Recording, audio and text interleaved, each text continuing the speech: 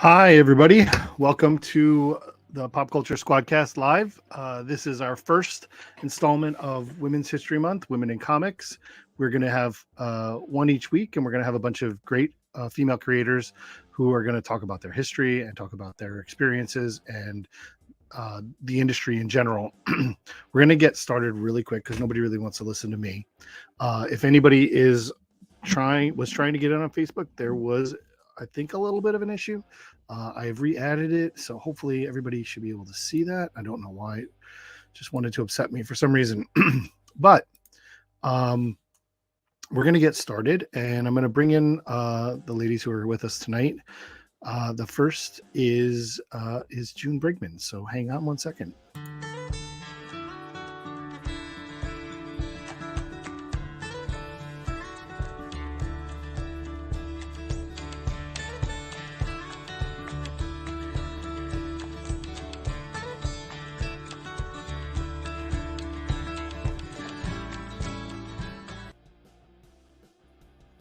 Hi, June. Hey, Bob. How are you? Thank you so much for being here. Well, it's my pleasure. I'm very excited to have you guys here. And I'm gonna not talk right now. I have a lot of questions, but I want to get everybody in so everybody has an opportunity to interact with everybody. So the next person we have tonight is letterer extraordinaire Janice Chiang.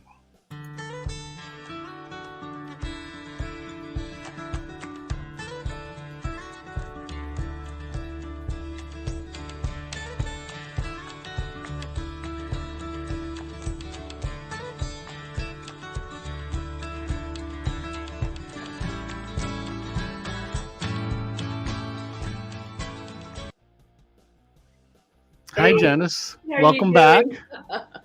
Thank you. For that I got to say, I'm going to say that putting your video together was the hardest because there's so many things that you lettered that were like the greatest things I ever read when I was a kid. Like there's like I see Transformers. Yeah, well, there was Iceman I left out, Defenders I left out.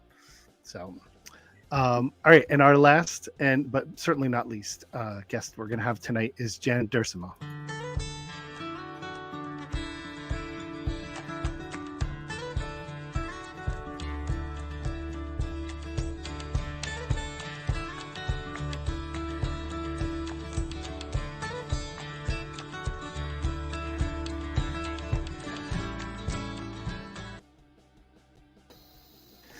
Hi, Jan. Hi, Bob. How are you? Good. See, and I showed you earlier, but I am dressed for the occasion because I have my Spellback Protected Dust shirt on. Very happy to be here. I can go everywhere with you guys. You guys are so important to the industry. I have so many questions I have for each of you, but I want to kind of let you guys go. But like kind of two questions to think about, and that I'd like to start with is what made you interested in comic books and going into this industry, and also were there women in comics that you admired or were somebody you look up to as you were going in? Now, unfortunately, that answer may be have an unfortunate ending, but because you guys are so important, and I will tell you before we get too far that you are women in this industry that people coming into it do look up to, and I thank you for that. So what made you interested in comics? Anybody? Who wants to go first? Go ahead, June. I was not interested in comics mainly because I didn't really know about comics when I was growing up. I had no interest in comics until I was a freshman in college, and my boyfriend at the time, who's now my husband, he was interested in comics and becoming a comic book artist and had a huge collection of comics. And I just had never read a comic. He had to show me how to read. I didn't know which way to read the word balloons and captions. And he showed me some Jack Kirby Fourth World stuff. And as soon as I figured out how to let the artist guide my eye, it was like stepping through the looking glass. I just didn't know that, a comic book could, be more epic than a Michael Bay movie.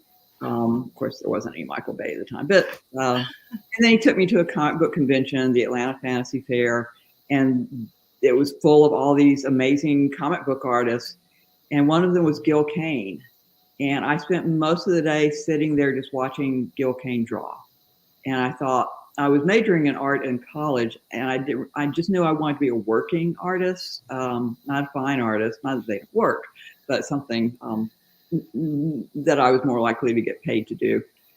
And I thought this looks like a lot more fun than working in advertising or, anything I could think of with art. And I always liked to draw. And so that kind of sparked me and sent me on that path. Oh, and women. Let's see. The other question was women I looked up to. At the time, I didn't know any women. I didn't know any women in the industry or women who were drawing books. Just because I think I would have had to have done some research and really looked for it at that time. Sure. I guess it's funny because at the time, one woman artist I was aware of was not in comic books. It was comic strips, and that was Ramona Fraden. Because I did as a child growing up, I read Brenda Starr, and I was aware of Dale Messick's art, and then aware of Ramona Fraden, and immensely admired her work. And of course, then eventually I ended up taking over the strip and getting to know her.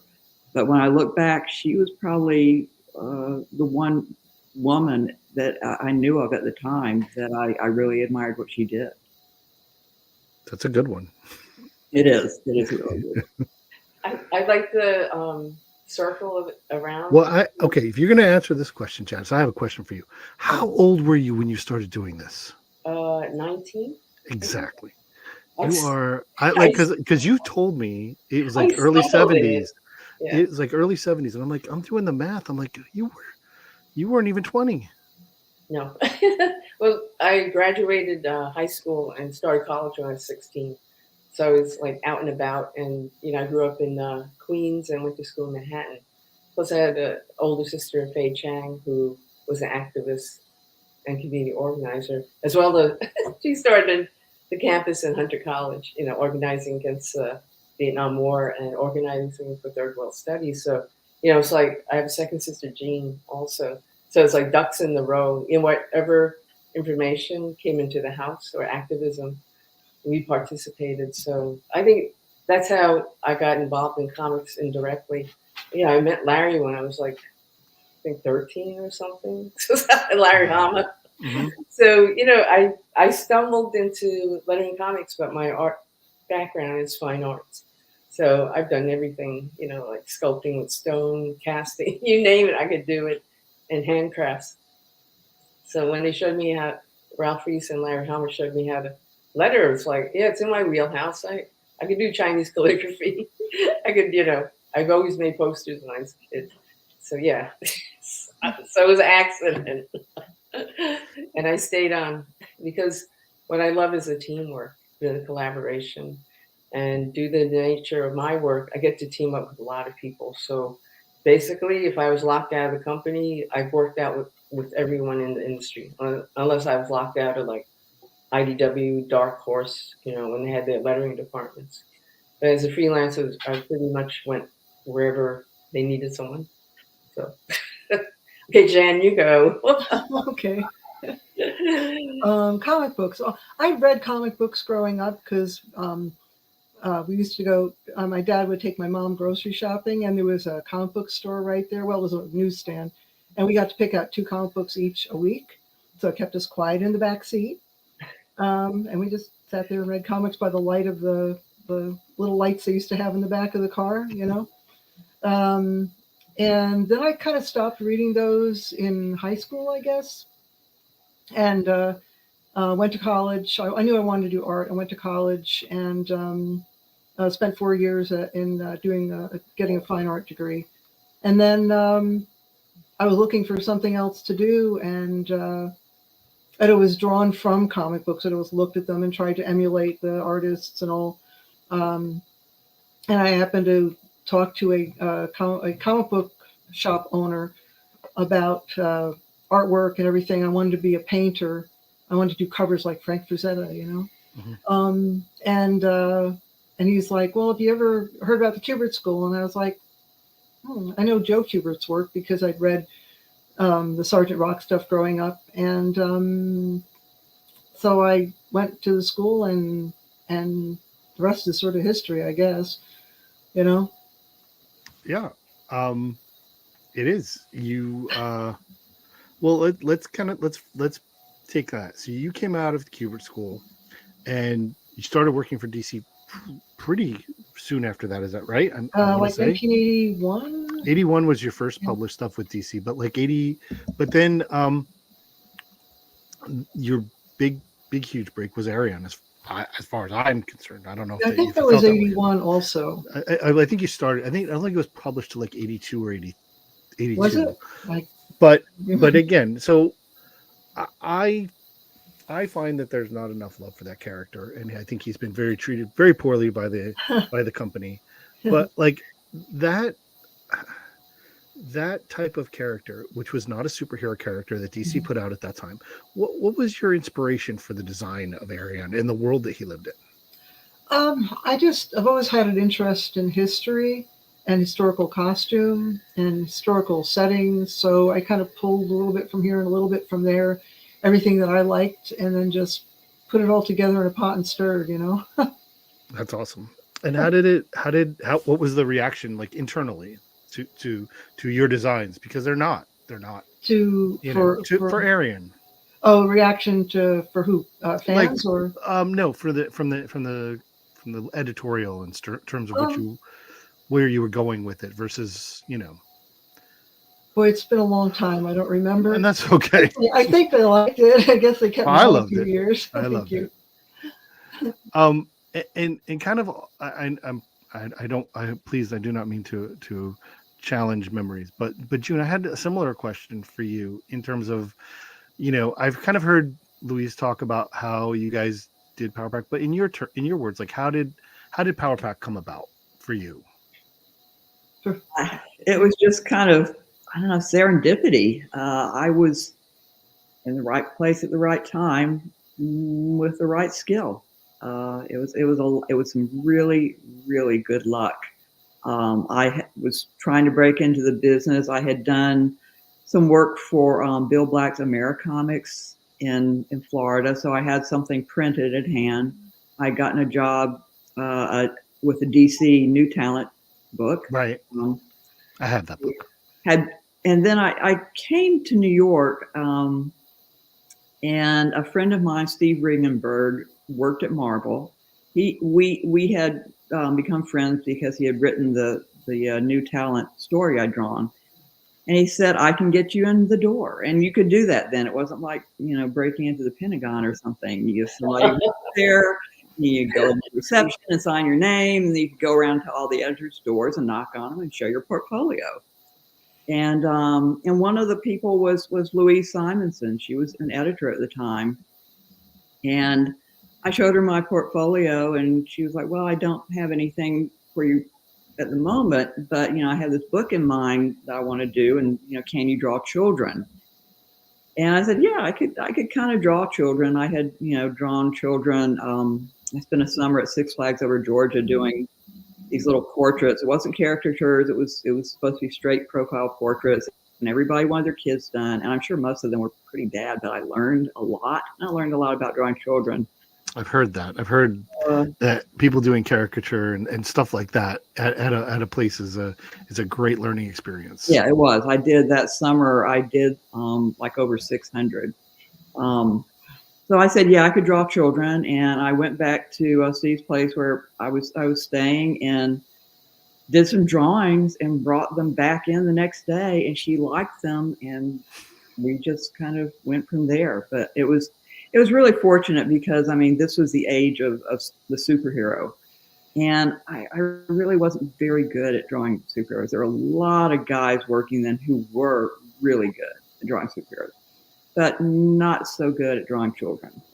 So this was just a little niche that I happened to be able to fill. So it was and a necessary. And you created, you co-created these characters, and the Power Kids are still part of the Marvel universe. Do you see how they've evolved and where they are? Like, I really love what they've done with Julie and what she's become. Like, do you have any feelings about how they have been treated? Like I said earlier, as opposed to Arion, who has been treated very poorly, I think the Power Kids have gotten a nice place in the universe. Yeah, I think so too. I mean, Alex has become a part of Reed Richards' foundation. What is it called? He's important. The Future Foundation. Future Foundation. That's right. And then Julie has been a part of. It's the Runaways. She was in the Runaways. Yeah, she was. And as long as the characters are handled with respect and care, I guess I'm like any parent. As long as the kids are happy. Yeah. Well, again, so Rainbow Rowell was the person who brought Julie into the Runaways, and she has treated her very, very respectfully, I thought. So I'm gonna switch to Janice, and so I said earlier that you've lettered my childhood. Like, literally, there were so many things, but historically, there are fewer women letterers than any other member of the creative team. Besides your general badassery, which I have seen firsthand, what do you credit for your success and status as a letterer? Like, what is it about you that you were able to do to break into this thing? Obviously, we talked earlier about you being there and having the opportunity, but to what is it about you that has made you so successful?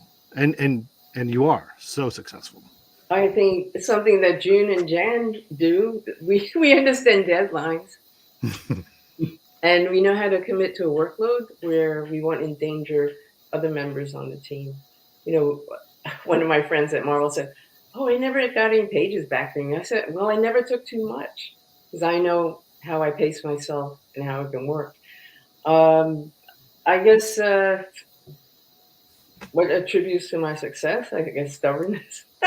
Stubbornness that I can do it as well as anyone, that I belong here and treat me as a professional. Obviously hand lettering is a whole different animal from digital lettering. And digital lettering has allowed, a lot more opportunity for people because you just buy the fonts and you basically design with them, like graphic designer. But when you were a hand letterer, you really had to read the art well. Being an artist myself, I can see how people pour themselves and sweat into the layout details, and my job is not to block the visual storytelling. My part is like to come in with the written language and the lettering elements to amplify the storytelling.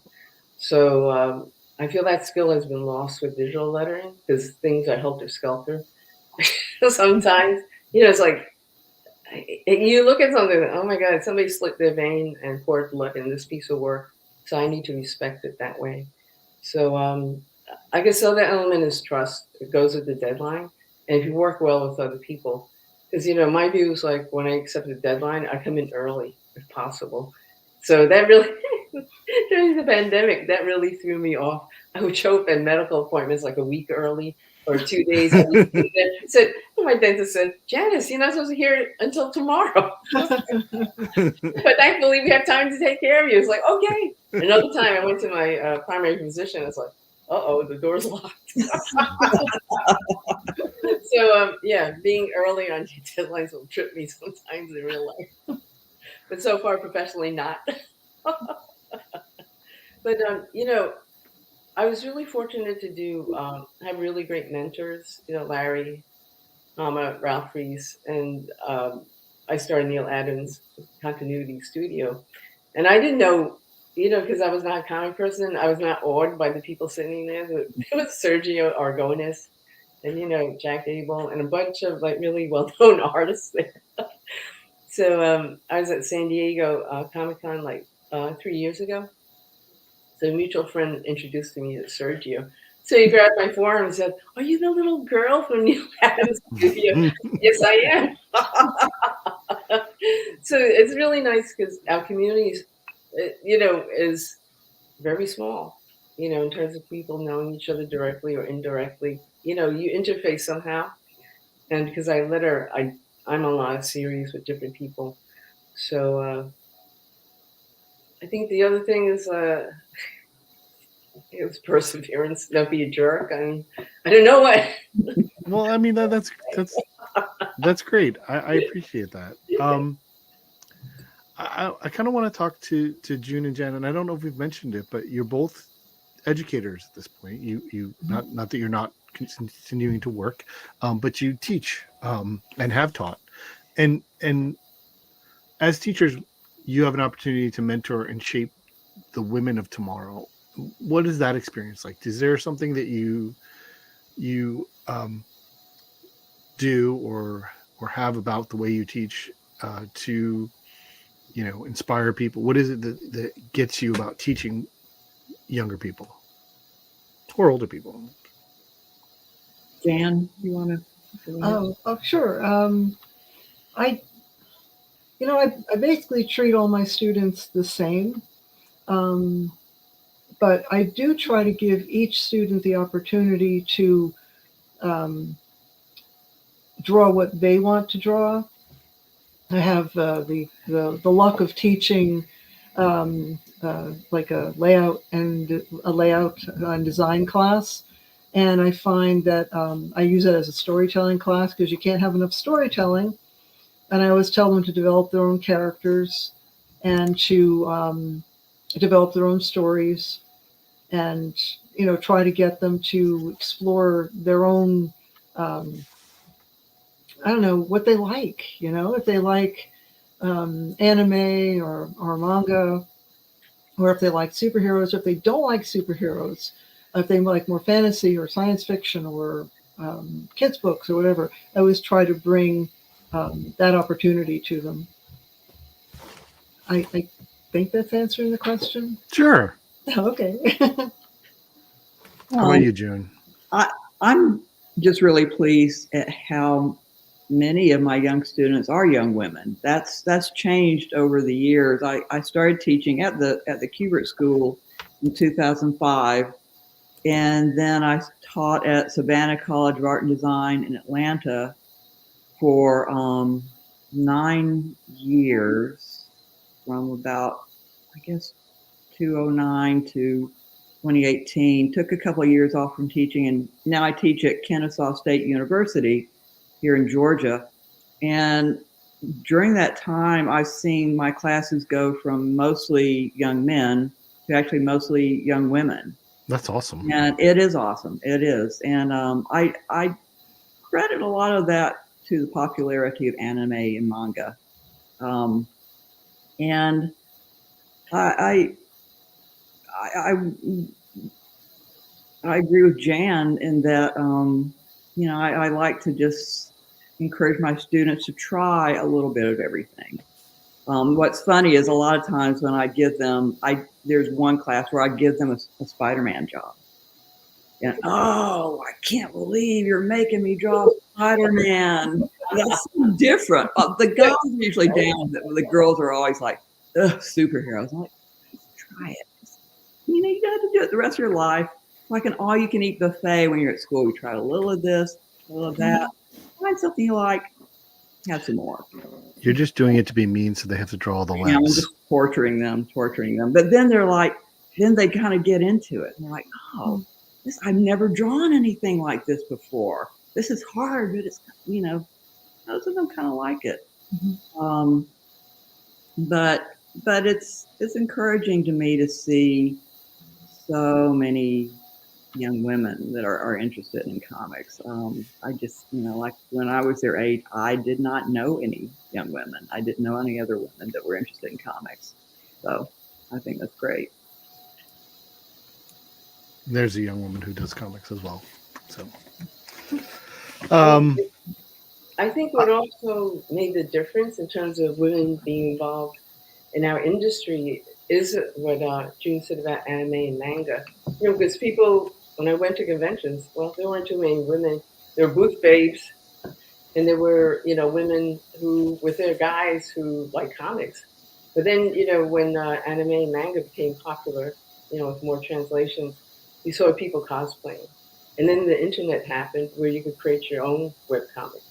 So, I remember the transition from in the print industry from traditional to digital, and people would say, "Well, do people still want books?" Yes, we want books. We want both types of books. But I saw that like the Wild West. It was an explosion of opportunity, and a lot of women picked up on it and said, "Okay, I'm going to start a blog. I'm going to draw. I'm going to have a web comic. I'm coming in the industry. It's my portfolio." So anyway, go ahead, Bob. No, that's you. Yeah, you know what they said is, look, Janice did that. Jan and June. Why not me? I mean, that's one of the things I'm so glad for you guys to be here, because you are, and here's Jack, as Jack will put it, stellar ladies. So, thanks for watching, Jack.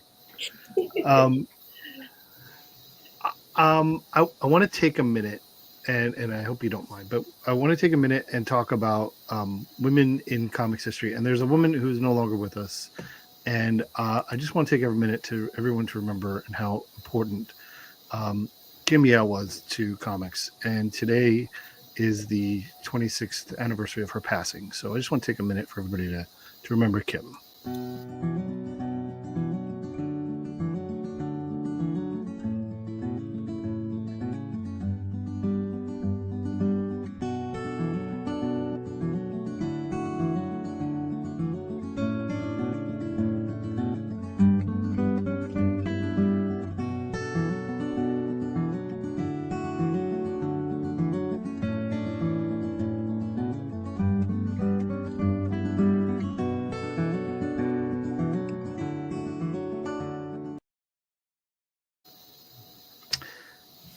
Thanks for taking that time. Jan, what do you remember about Kim?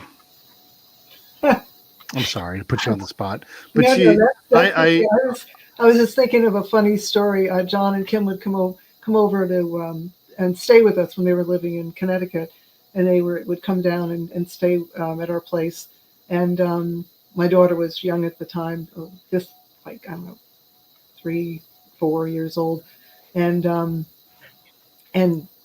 she would have to go up and try to wake up Kim. Kim would pretend to be asleep, and then Sean would go up and wake her up, and Kim would make quacking sounds, and it was hilarious. It had the whole house rolling, and that's one of my fondest memories of Kim, for sure. But professionally, Kim helped me out a lot, and sort of, I worked with her as an editor, and she always had some great ideas, and she was just a great person, fun to be around. Both she and John, Sure. So good memories, Good memories. I wanted to, mention her today. I didn't realize that today was the anniversary of her passing, and John had posted something. But she is she's someone that I look back at as someone who was an advocate for women in the industry, for artists and for freelancers and for their rights. She's somebody who, tried to move the industry forward in time, and she's sorely missed. So,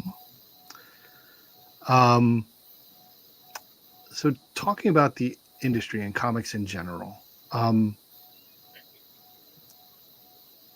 what excites you? I mean, we kind of mentioned it before, and I'm kind of restating this, but like, what is it that as you're doing comics gets you super excited to be in this industry?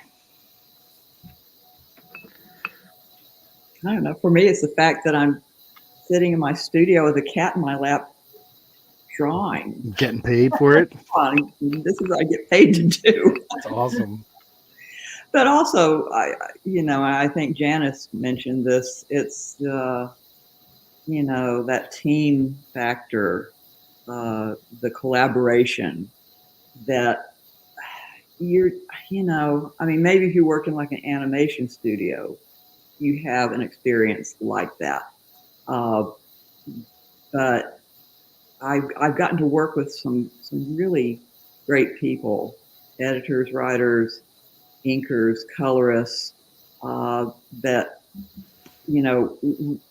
especially some of the inkers and colorists I've worked with could take what I've done and just make it better, and that's always been a really interesting factor for me.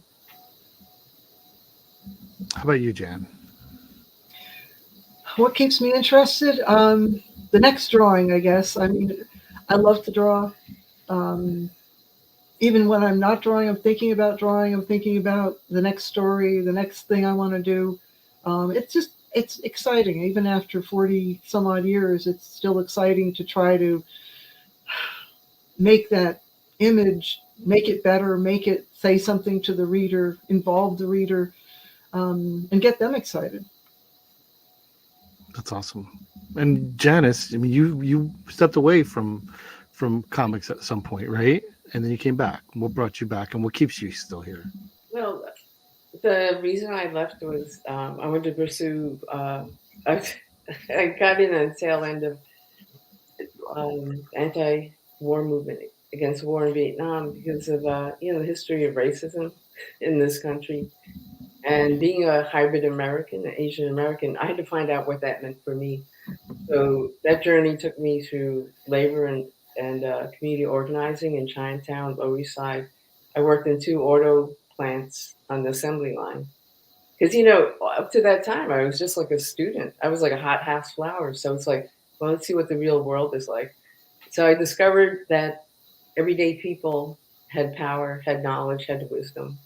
And they were willing to help me when I had a question or I needed to find out something. What brought me back to the industry was the birth of my son. I had to earn a living. So it's like, okay, let me try lettering again. And luckily, Danny Crespi was still at Marvel, and all the mentors, Jack Abel was there, Morty Kuramoto, Flo Steinberg was there, Mm-hmm. and Marie Severin. They were still there, and they remembered me when I was working on staff back in 74, 75. So, yeah, the first job took 2 hours a page. The letter. I was so nervous because I was top of Jan Duursema. I was like, oh my God, the Renaissance artist. Why'd you give me this story? So Louise, I was like, thank God, a woman editor. So Louise was there, and she was my main mentor. And Danny Fingeroth was the assistant at that time. So, I was really lucky. They were really great, decent people there that took me under their wing, trusted me, and let me grow and pick up speed. That's awesome. So, what I love about working in comics is I get to time travel. Every storyline is it's like being in a 2 dimension, like you're so focused. So every day it's different in the storylines, the characters, and I'm the lettering department for John and Sandy King Carpenter, Storm King Comics. So we have this John Carpenter's sci-fi line. Well, I work with Jan there on the Halloween Nights collection. Right. Yeah. Thank God we finally got to work together. Yeah, right. In the Night Terror. So basically I letter everything that comes out of Storm King Comics. And then we have the kids' books, Storm Kids Comics also. Yeah. So I'm just lucky I get to travel while sitting down. So let's talk about Storm King, because that's kind of on my list. Can you share what it's like being around Sandy, who, is a woman who just decided to make a comic book company, and succeeded at it? Well, she brings a lot to the table. Before she decided to do comics, she studied art and animation in one of the universities in LA. And she was like a script reader with Francis Ford Coppola, all the early movies he did, like The Outsiders, and I forgot the other movies. But she paid her dues. She learned along the way, And one time we were sitting at a convention in New York, and somebody goes by with a Star Wars costume, and then Sandy goes, "Oh yeah, I helped design the spaceship for Star Wars." She's like, "Oh yeah, I painted shoes at David Bowie's tour." We started. I mean, she's done so much, and She she's is. so humble. But you know, a lot of times people just read the surface of woman, especially when she came into the comic industry. A lot of the big name guys just like dismissed her. White. Mhm. So, oh, you poked the bear with a stick. Don't do that. Yeah, I mean, I've met Sandy, and I would say that she is a force, Force of and nature. Yep. she's doing good things in this industry, and giving opportunities for people to do things that they want to do. I think. Protecting artists and writers' rights. Yeah, so her foray into comics was she said she was pitching a script to one of the film companies, and she said everyone at the table didn't really understand the process, but they were in positions to make decisions about her future. And she said, "Forget this. I'm gonna go. I'm gonna make a comic." She said as soon as she got home, she said, "John, I'm gonna do a comic from the storyline." So she learned bottom up, the printing, the printing And that industry. was that Asylum. I think it was the first thing. The asylum was after. Did you let her that? Yeah. That's awesome.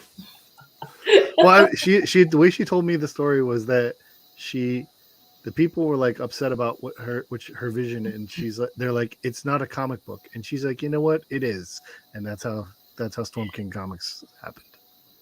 And we're a decade in celebration this year. Sure. I remember the first year we showed up in San Diego Comic-Con. So it was like this whole thing like, oh, Hollywood's coming to steal, IPs and stuff like that. And, even though people knew me, from previous years in the industry, there was this look of like, let's see how long you're going to last. Like, yeah, we're going to be here a while. I knew we would stick to it.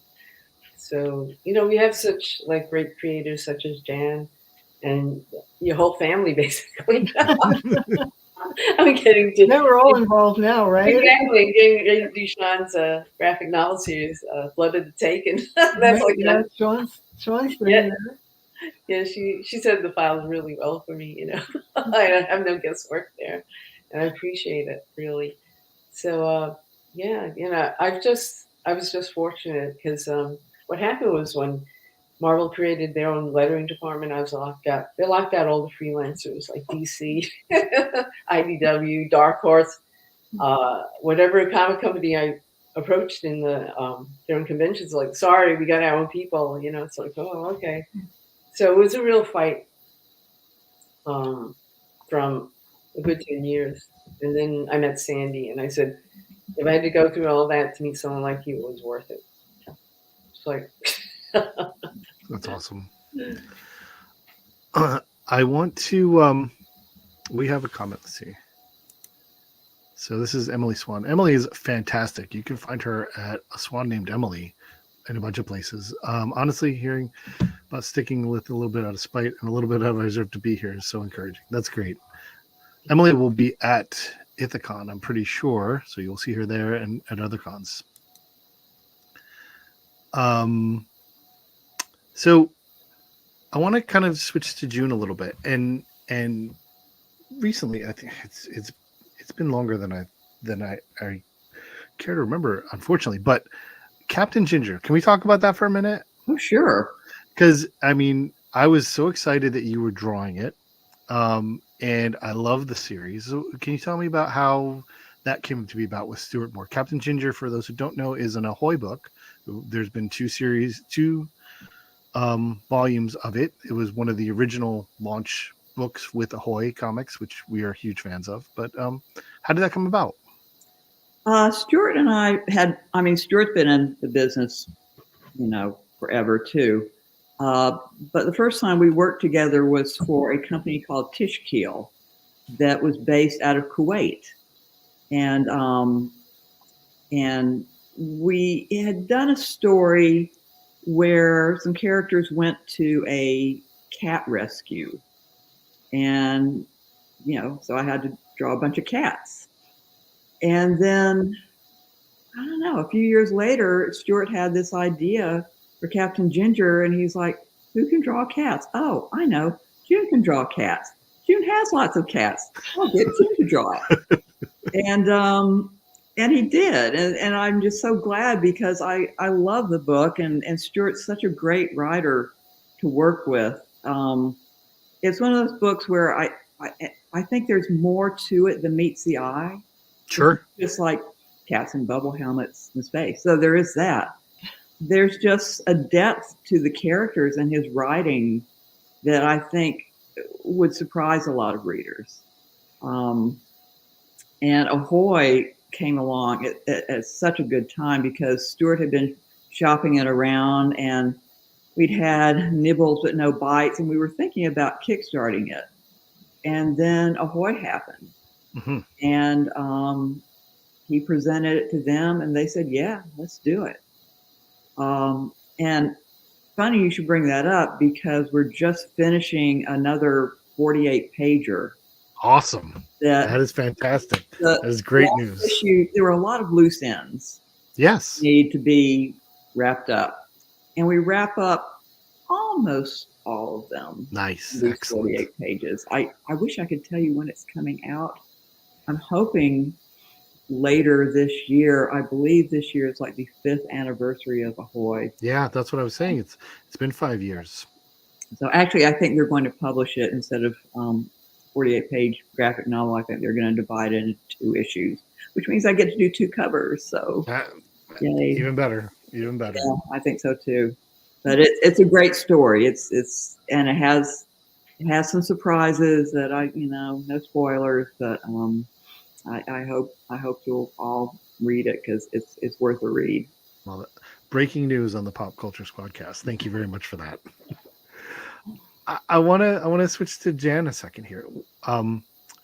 Part of your legacy, pun intended, is inextricably linked to Star Wars.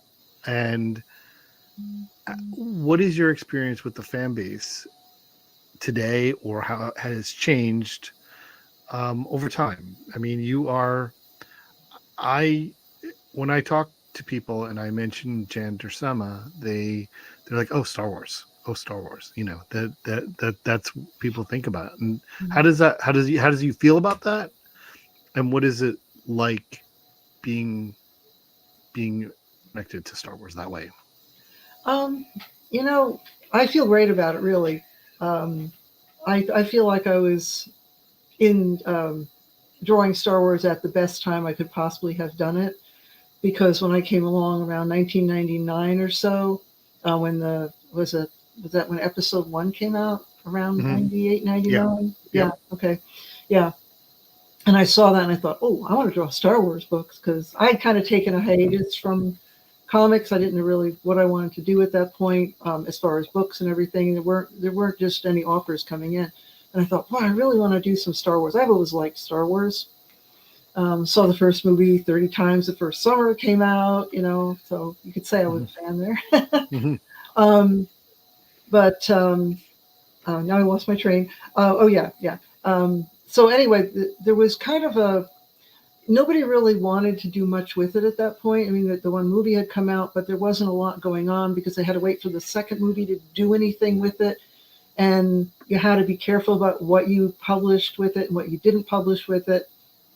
So John and I were encouraged to do other characters. And so we made up Quinlan Voss and Ayla Secura and a bunch of other characters for it, which I don't think you'd have the opportunity to do now. This was something that, to fill that void at the time, they just needed stories and were really amenable to having new characters and different kinds of adventures than the usual, Luke and Leia and Han kind of stories, which I don't mind either, but it was just a really neat opportunity to kind of step away from that a little bit and to get some other characters going, which we were pretty successful with. So no regrets. I mean, I spent 14 years more or less doing Star Wars stories, which is a long time when I think about it. Yeah. And it's interesting because, you mentioned earlier your first real hit was was Arion, and you did Adventures of Dungeons and Dragons, and you did Elric, and it was The those are all more, Warlord, yeah. all more, yeah, Warlord, all these sword and sandals type fantasy type things, and now you're sci-fi out in the world, out in the spaceships and whatever. And how does that how are those similar for you as an artist? Well, they're not really similar. I mean, it's all drawing when it comes right down to it. But Okay. I was always a big fan of sword and sorcery and science fiction. But to me, they were kind of interlinked. I mean, I read all the Elric books, and you name the science fiction franchise, and I probably read it. This is when I wasn't into comic books so much during high school and everything. But to me, they're just sort of interwoven. There's really, I mean, with the sci-fi, you want a little more hardware. With the fantasy, you want a little more swords and capes. Star Wars is kind of a meld of those kind of things. So drawing Star Wars was kind of a natural bridge to all that for me. That's great. Yeah. That's great. Who are some of, and this is open questions. Who are some of the people that you guys get really excited about? We're not going to talk about what we don't like, but who are the people, the collaborators that you've worked with that you're like, man, I'm so glad I got to work with that collaborator. Hi, Kitty. Do not be sorry. Do not be sorry. Cats rule. We love cats here. Yeah. Everyone loves cats. So Janice, is there somebody that you think back and you're like, oh, I'm really glad I worked with that person? Well, because I've done so many series, I've ended up launching a lot of careers. Yeah. Like Jim Lee.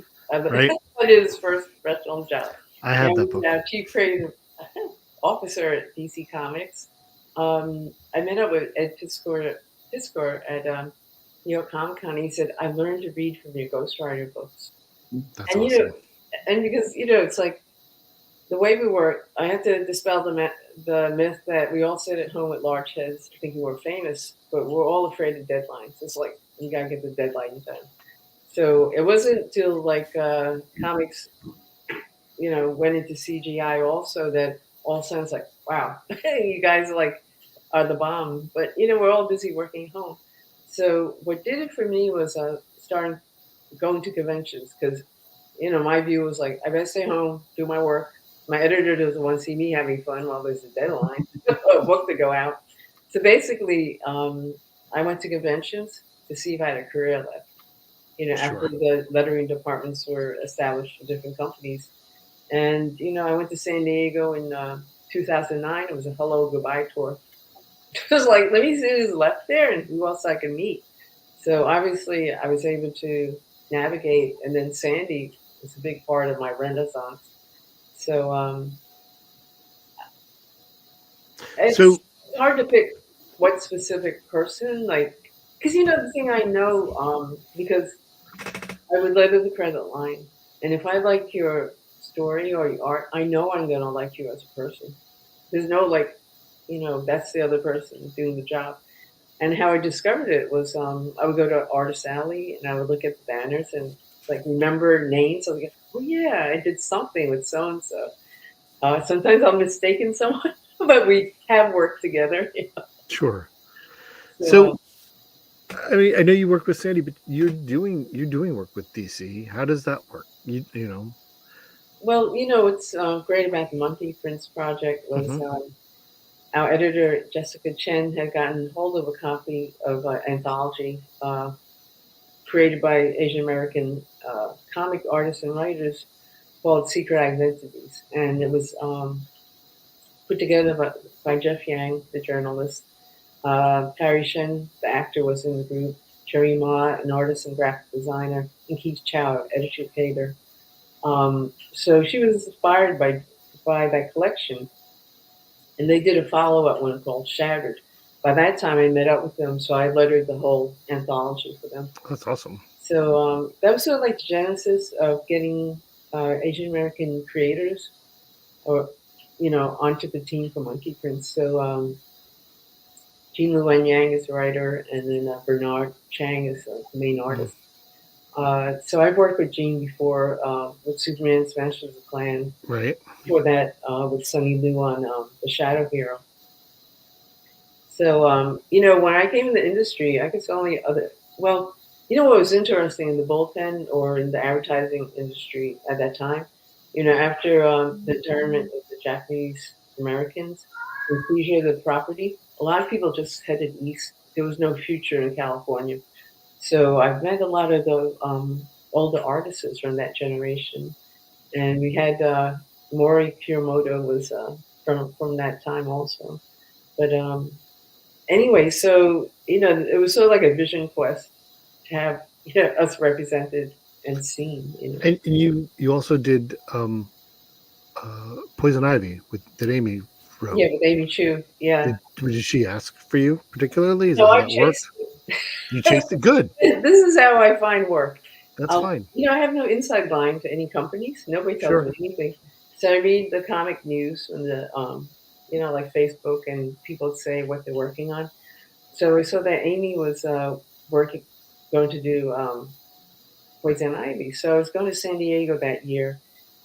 And then I so happened to see Jim Lee and his wife Carla online on the Starbucks line. So I ran up to him and I said, I should let her Poison Ivy. You're talking about diversity? I said, am I not diverse enough? Right. So then he said, well, I have no say, it's editor. But luckily, Paul Kaminsky was the editor, and we knew each other from working at Archie. Though we never got to work together, Paul said, I always, I wish I could work with you. So Poison Ivy was that opportunity. So the other clue is polite persistence and do your homework and do your research. And the internet is really amazing. You can find useful information if you know what you're looking for. So that's how I got to do Poison Ivy. I put myself forward. That's a freelance self, right? June and Jan, the business self does a song and dance. The private person has their own life. And, you can take yes or no, and sometimes it's yes. So June, if you want to, are there other people that you, besides Roy, that you really like working with? Yeah, I've just been really fortunate because I rarely ink my own work. I'm done penciling. I'm kind of done. I like inking, but I've never inked a whole comic, some covers, some illustration work. But I've been really fortunate to work with some great inkers. I mean, I was so lucky to get Bob Wycheck when I was first starting out on Power Pack. He was a perfect inker for me. Worked with Bob McLeod, but I was really lucky to get to work with Stan Drake, who is, for comic book artists, he's one of the three gods of comics. There's Alex Raymond and Stan and when he called up Marvel and said he was looking for extra work, because I think he was on his third divorce, and in Connecticut that's really expensive. And I can't remember who the editor was, but it was somebody who was like, Stan who? And I was just like, holy moly, Stan Drake, sign me up. And we did a She-Hulk graphic novel together, and a Hellcat comic, and some other stuff, just odds and ends. But he was incredible. And he would always say something like, well, I'm just inking what's there. And he said it like that because he smoked cigarillos and drank scotch. But I was like, Stan, other people just ink what's there, and it does not look like this. And he pretty much took over and buried me, but I died happy because it was just beautiful, beautiful work. And that was just, to me, it's still incredible that I ever got to work with, one of the legends. That's awesome. Stan. That's great. That's a great story. How about you, Jan? Who did I really enjoy working with? Yes. Okay. Well, writing wise, I mean, I did a lot of collaborating with John Ostrander. And that was always fun because we would just go back and forth with ideas. And he's one of those writers that just allows you to interject what you're seeing into the images and into the book. And we'd kind of like bounce off of each other as far as ideas go and as far as collaboration went. So I really enjoyed that a lot. I'd say that's the main one. Inker's work, really enjoyed working with Dan Parsons. He's a terrific inker. And yeah, I mean, and that was mostly on the Star Wars work, although Dan and I did a few other things. We worked on Ghost together, and we worked on Nightwing Oracle thing for Convergence. Convergence Yeah. one. Yeah. It's funny because as I was looking at this, both it was an interesting, it was a way to sell a bunch of books. But both of you, both June and Jan, worked on that, and neither of you did the covers to your books. Well, Walt did mine. Right. So and about Walt Jill Thompson did Jan's. Who did? So Jill Thompson. Yes, Jill Thompson did the ones I worked on. That's right. Yeah. So I think they were just trying to get as many people into each book, right? Yeah, each book as they could, and that's what they told me was the thinking at the time. They wanted to get as much talent in there as they could.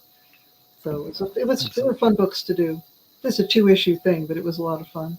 Sure, it was a good book. I love that book. I want to talk a little bit about the fact that, if we can, you ladies have, you came into the industry at a time when the industry was known for being notoriously misogynistic with a litany of bad actors. Can you talk about any experiences that you would have in terms of how you've seen the industry change, hopefully, but change from when you guys came around? Well, everyone has a different story to tell, but my story is not one of, misogyny and bad actors. I felt very, very welcome. That's fantastic. I felt very welcome at Marvel, at DC. I would say that it's changed for the worse now. You think so? I was always treated just like another artist, another professional. And everyone I worked with was a professional. I honestly, the only time I was treated with any bias was Dwayne McDuffie had requested me on a job. He was another person I was really fortunate to work with. And the editor said, no, she draws too much like a girl. The editor, a woman. Same names, there was a woman. Yeah, women are harder on women, I've found. I guess so. There was no social media then. And there was no trolling. And, social media doesn't really bring out the best in people. So I don't know. I felt very welcome. I don't think I think it's perceived as a time of a lot of sexual bias because there weren't very many women working in comics. Sure. I don't know. There were very many women who wanted to work drawing superheroes at the time. There are lots of women who want to do comics now and do get work. There are lots of avenues for them. But, then there's the whole Comic Gate scene, which was unfortunate and ridiculous. There was nothing like that when I was coming up in the ranks of comics. But like I said, that is just one story. There, everyone has a different story. That's mine. Okay, before we get to the other two, because there's a comment here. So do you remember Marvel Presents number 36? Me? Yep. Did I draw it? Apparently, according to Jack. Oh, It was a cat story. Was it a cat woman? I mean, was it a Hellcat story? Probably, or tiger. It would have been, I guess, one of those. I'm not sure, Yeah. but yeah. apparently Jack remembers working with you on cats. Oh, cool. So Sorry, I just sometimes people show me something I drew like 40 years ago, and I'm like, did I draw that? it was Patsy. So it was Patsy okay. Walker. Okay, all right. So That may have been a story that Stan inked. maybe. I think that was one he inked. Oh, cool.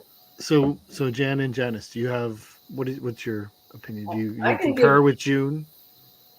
Yeah, everyone has an individual story. So I remember when I started continuity, Ralph and Larry had an office, and a lot of times they collaborated and inked together as crusty bunkers. That was their credit on the line. I walked in there. Yeah, it was predominantly male. Um, it's like ever since school, I've always been focused. If I have to do something, I make a beeline, I do it, and get out. So I didn't really hang out with people. But then I felt, well, it's like guys are guys, right? And I was thinking, haven't they read the newspapers? The women's movement is going on. I felt like I was in a time war when I was with the comic guys. And that's why, led me to like, well, let me go see the rest of the world and come back.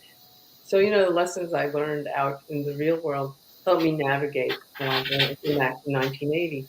Because, bottom line is like, I'm a professional. You have to treat me that way. People would say stupid things like, bordering racism and sexism. And it's like, well, that's your burden to bear, not mine. And, a lot of these people, they're not in the industry anymore because they're not nice. People have, like, I want to speak quickly about AI art. Mm-hmm. That's so prevalent now. Sure.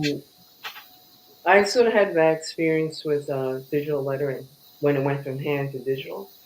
So I had like 4 people plagiarize my work. They scanned my letter forms and made fonts. One actually earned money off of it. So, at that point, I was not digitally savvy to do it that way. So I was like, what grounds did I fight on? All I knew was like I had to build the body of work before I could come back out and say, yeah, I could do better than you. But one person is dead now, so it doesn't matter. So, it's like to any artist, man or woman, if you feel you have a voice and a vision, it's your right to speak it and stand your ground. So, yeah. So I've been fortunate. The majority of people I've worked with, like Bobby Chase, all the Marvel people, were really, really encouraging and decent. Tom DeFalco, Denny O'Neil, Louise Simonson. I was just lucky I came in at the right time because, Marvel's is in New York City. And growing up in New York, it's a metropolitan area. So everyone's used to different cultures and people. So it's like every holiday, say St. Patrick's Day, people eat corned beef. Chinese people eat corned beef for St. Patrick's Day, right? Turkey on Thanksgiving, but we make it with soy sauce. So, you have that sophistication growing up in New York. So when I came to Marvel, it was like, okay, you have the talent, you could do the job. The job is yours. It didn't matter if you're a man, woman, one-legged or two-legged. Like, if you can fight and be part of the team and get us in on time to the printer, you're on. So this Comicsgate BS through social media, I let it the main perpetrator's first professional job. I was so angry when I found out. So, it's like, my history, I've seen a lot. So I'm not going until I decide to leave. When I'm ready, I'm going to leave. But you can't push me out. So sorry. I'll get That's off. fantastic. You're welcome to the soapbox. That's terrible about it's such an interesting concept with digital lettering, and how it's changed. I know me and how I am about lettering, and how I hadn't thought that somebody would do that. That course. And then they still did people's lettering by, scanning Sure. telephones or they work. I said, Ah, that's really low. But you know what I miss about the hand lettering on the artwork is like when you see a page of art, it's out of context. You don't know what's going on. I mean, you'll recognize character, but won't know the story or what's going on. So yeah, I do miss some of the white space on the art because I'll go to friends' tables and they're selling the art, and it's like unless you have the book open next to it, you really don't know where it belongs. So sure. I sort of miss that. It's like maybe other people don't, but No, I missed it. Mhm. but Yeah, we'll have some hand lettered pages, and they're just gorgeous. You see that the story's right there, right in front of you, and that's really to me what comics is about, is telling that story. I ran into Mark Texera at New York Comic Con, and we worked on Ghost Rider together. And I hadn't, I have no original artwork, so don't break into my house. I have nothing, I'll tell you, of all the pages I've touched. But I was looking through his portfolio and I found some Ghost Rider pages that I lettered. I said, wow, this really looks nice. I hadn't seen it like in like 30 years or something. I said, that's pretty good. It's like, okay. How about you, Jan? What was your experiences? I was, and maybe part of the reason is that I went to the school and got to know some of the folks in the industry through the school, Mhm. like Dick Giordano, who ended up at DC, and Joe, of course. But I always found it to be very welcoming, a very welcoming community. There weren't a lot of women in it at the time, and was Karen Berger, who's like one of the first editors I worked for at DC, Laurie Sutton, Joe Duffy, um, Bobby Chase, Wheezy, Louise Simonson. Um, Everybody was very welcoming, and it seemed like a really nice community to me anyway. And I was always treated very well. I never got treated badly by anybody. So it was a great experience. I'll tell you how tight we were at Marvel. Well, I came back in 1980, and then for that big implosion when the junk bond investors brought Marvel and blew us up. Like I guess it was like 95, 96. So anyway, Steve Busolato had to organize the Marvel reunion, and he sent out 250 invitations, and only 50 people couldn't make it because of prior commitment. So, the people who teamed up together and worked together during that time period, it's like family. You have a very extended type family. So I'm really happy I have those relationships, with people in the industry or, friends and colleagues. That's the best situation. That's great. That's great stuff. Um, I want I want to talk a little bit about what do you guys see? Where do you see comics going? Like I know you guys you have young students that you teach and what they're interested in, and Janice, you are constantly working. So where do you see the future of comics going in any way, whether it's what's coming published, what's your opinions? Oh, I think. Oh, go ahead. Go ahead, June. no, go ahead, Jan. Go. Okay. I think I see a lot more creator-owned stuff out there now than there has ever been, and that's a terrific thing because it allows for more styles than maybe a couple of when I first got into the business. You either had to draw basically like for Marvel or DC, and then a few other companies came along. Gradually it all came together, but there wasn't a lot of opportunity to do anything like that. It was superheroes or nothing for the most part. When I got in about 1980, 1981. But now you have the ability to kickstart stuff. You have smaller companies. You can do a creator-owned comic on your own. And I just think that's sort of the way, I think that's the way of the future. People are going to do more and more of that because it gives them opportunities they wouldn't have. What she said. Yeah. Yeah, that's pretty We're in much. agreement, huh? I mean, this is one of the wonderful things about working comics now is anything goes. I mean, stylistically, there's really no limit.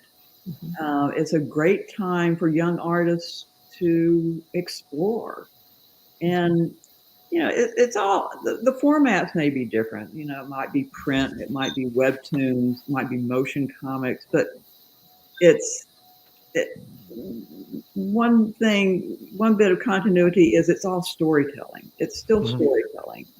And whatever style you have, you still have to tell a story and tell it clearly, engagingly. So I think that's a thread that will continue to run through all comics, no matter what the style or format is. And it's just it's a strange time because there's so much out there. And I see maybe possibly a return to more hand-drawn, hand-hewn work. I see a lot of my students sort of rebelling against digital, wanting to make drawings with pencil and ink and paper and even hand lettering, which I've got to get out my Ames guy because I have students lettering. Joe Kubert couldn't believe I didn't know how to hand letter. I was like, Joe, you never had time.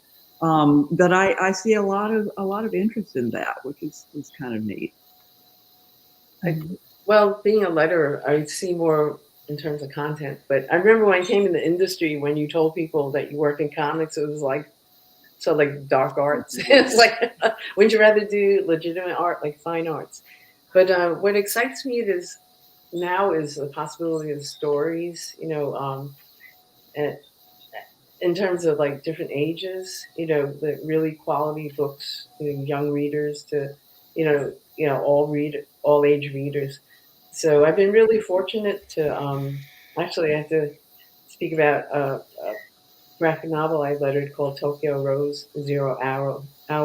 It was written by Andre J. Fertino, and the artist is Kate Casanow. So it's a history about Tokyo Rose. That was a nomiker, but her real name is Eva Togori. And she got caught in the crosshairs of World War II. She went to Japan to help an elderly relative, but Japan, started their invasion, and we were at war with them. So she got caught in that country. So when she came back here, she was treated like a traitor and tried and served a 7-year jail sentence. But what's really great is, like, in terms of American history taught in schools, there's a lot of missing chapters. Like Asian American history is like one of them. So I'm really proud the book was chosen by the New York Public Library as one of the best graphic novels for 2022. So that's a green light to have libraries, buy this book and have people understand our history.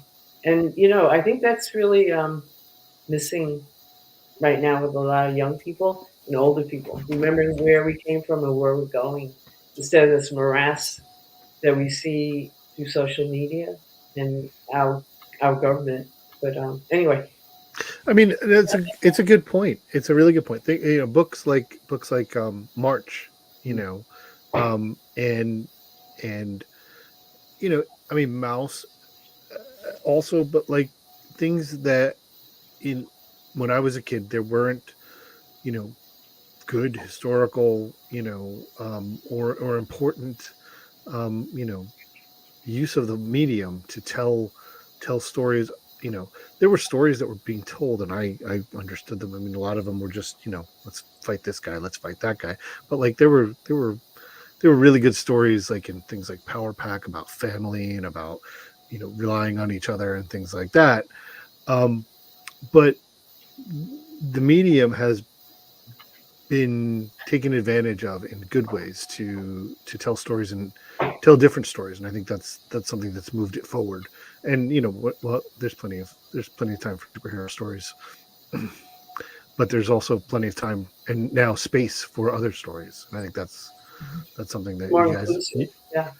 that you guys have all contributed to. So thank you. it seems like a lot of my students really like stuff that's non-superhero. Sure. At this point, they'd really rather read something different. They want to read a spy story, or they want to read a Western. They want to read romance. They want different things. And I think the self-publishing industry has helped that move forward, and historical stuff too, like Janice is talking about, for sure.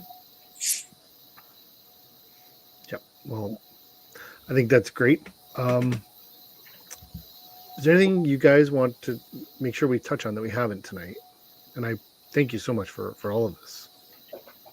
Well, I should probably say something about the Power Pack miniseries that Louise and I did. That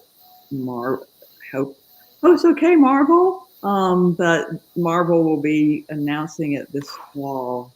It's all, actually, we finished it like last year, and Marvel's been sitting on it, but I think they're waiting for next year, which is, let's see, this fall. What's this? It'll be 2024. I'm sorry. It'll be announced this fall. It'll be released January of 2024, which is the 40 years. Yeah. God, I'm old. Yeah. I'm old. Oh, you're old. Good Lord. Parents come up to me. I read it. Now my children read it. And that's fantastic. That's nice. You guys, you and Louise, you're doing a story for the Ukraine book. Yeah, we've done that. Finished it, and I don't know when it's going to be released. Yeah, I don't know either, but I know that there's a lot of work going into that book. Yeah, I'm so glad that I was able to do something, do my part, and it's just a little 3-page story, but I mean, Weezy did a great job, and it's rough. It's I think people will be a little bit shocked by it because it's me and Weezy, and we're drawing these 3 little kids, and it's kind of rough and it's shocking that is the material. That's awesome. Jack is telling us we're a bunch of kids that, when I think it was probably 1984, the first time I met Jack at a comic shop in Lakewood, New Jersey, which is the first comic book professional I ever met, and I had no idea who he was. And we hadn't met again until about 2 years ago. So, so what else is going on with you guys? Janice, how good are you? Working on the Halloween book this year? Are you already working on the Halloween book for this year? Well, I know Sandy always assigns the stories before the end of the year. I will say that anybody who is looking for something to purchase in the spooky time should always look for, around October, the Tale of Halloween Night from Storm King Comics, because it is chock full of spooky stories by fantastic people, and lettered 100% by Janice Chiang. So there you go.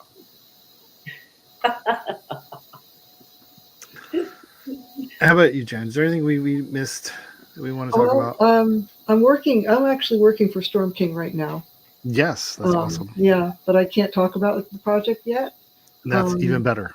The writer is Neo Edmond. And, right. And I worked with him on a story for Halloween Nights last year. No, 2 years ago. Last year. Yeah, the last one, Volume 8. Yeah, Volume 8, I think. Volume 8? Okay. Boy, I can't keep it straight anymore. I know. I've done so much stuff. But I'm working on a graphic novel for Storm King. I've seen your character studies. I peeked in the folder. Oh, did you? Beautiful. Oh, yeah. Thank you. Yeah. I've got like 24 pages done. I have another 4 pages penciled so far. So thank you for the heads up. I'll go look again. The other pencils aren't up quite yet. All the news we're breaking today on Pop Culture Squad. And I'm hoping to do more Hexerdusk, which you have my T-shirt on over there, Bob. I love Hexerdusk so much. Thank you. It's so good. Yeah. Talk about like tight pencils, like on that book. That book is so good. It's so beautiful.